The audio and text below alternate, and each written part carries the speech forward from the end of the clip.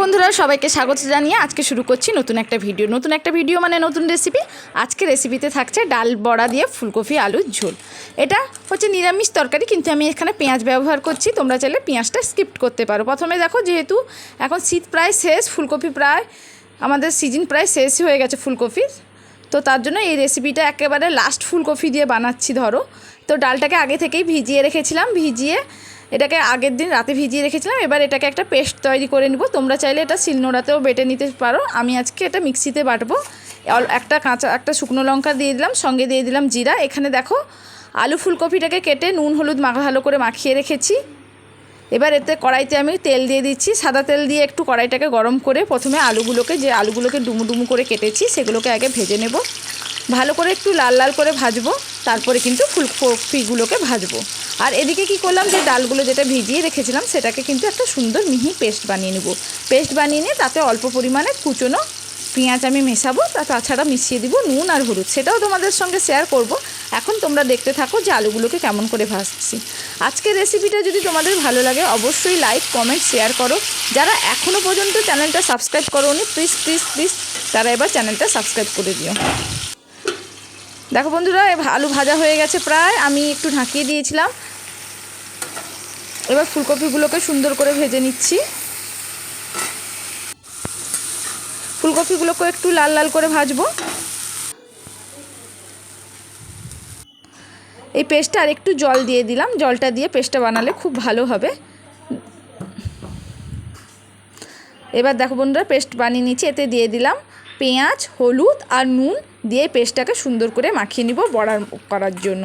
ঠিক আছে বন্ধুরা, তোমরা পেঁয়াজটাকে চাইলে এতে বেটেও দিতে পারো, কিন্তু এতে কি হবে, ডালে আরও বেশি জল হয়ে যাবে। যদি শিলনোড়ায় বাটো তাহলে কিন্তু পেঁয়াজটা বেটেই দিতে পারো। এবার গোল গোল করে ডাল বড়া আমি কিন্তু ভেজে নেব। এখানে কিন্তু ডাল বড়াগুলোকে খুব বেশি করে ভাজবো না, বুঝতে পারলে বন্ধুরা। কিছু বড়া ভাজা, এদিকে আর একটা কড়াইতে কি করেছি, মশলা ভাজা আমি শুরু করে দিচ্ছি। একটা কড়াইতে আমি ডাল বড়াগুলো ভাজবো, আর একটা কড়াইতে কিন্তু মশলা কষা শুরু করবো। দেখো বন্ধুরা, দুটো ডাল বড়া কিন্তু প্রায় ভাজা হয়ে গেছে। এগুলোকে কিন্তু তেল নিংড়ে তুলে নিব। আবার দুটো বড়া দিয়ে দিচ্ছি।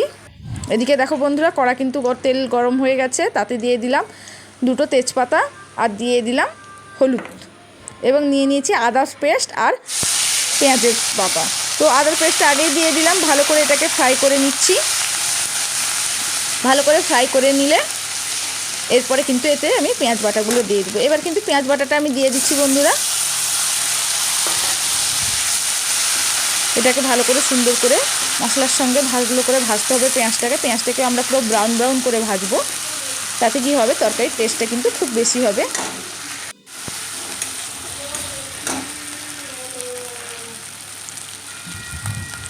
এতে অল্প পরিমাণে কিন্তু আমি লবণ দিয়ে দিলাম।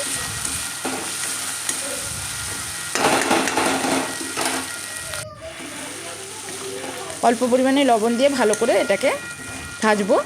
এরপরে কিন্তু আমি টমেটো কুচোগুলো দিয়ে দিচ্ছি। টমেটো কিন্তু খুব বেশি না, একটা মিডিয়াম সাইজের টমেটো কিন্তু আমি এটা কেটে দিয়ে দিলাম।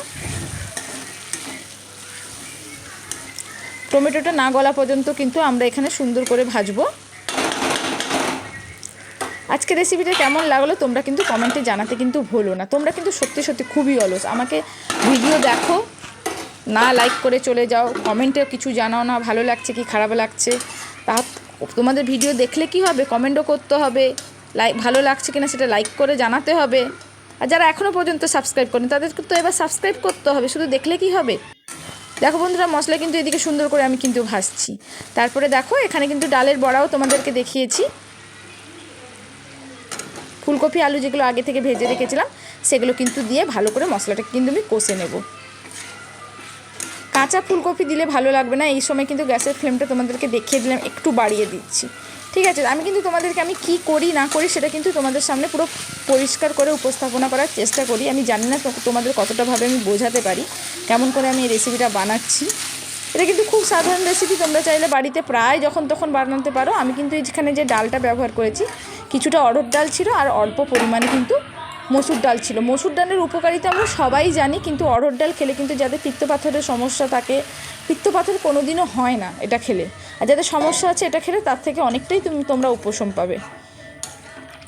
তো তার জন্য ডালের সাথে অল্প পরিমাণে অরহর ডাল মিশিয়ে খাওয়ার চেষ্টা করবে, তাতে তোমাদের শরীরের জন্য খুব ভালো। প্রতিদিন না খাও, সপ্তাহে অন্তত 2 থেকে 3 বার। এবার জল দিয়ে দিলাম, দেখো ভালো করে।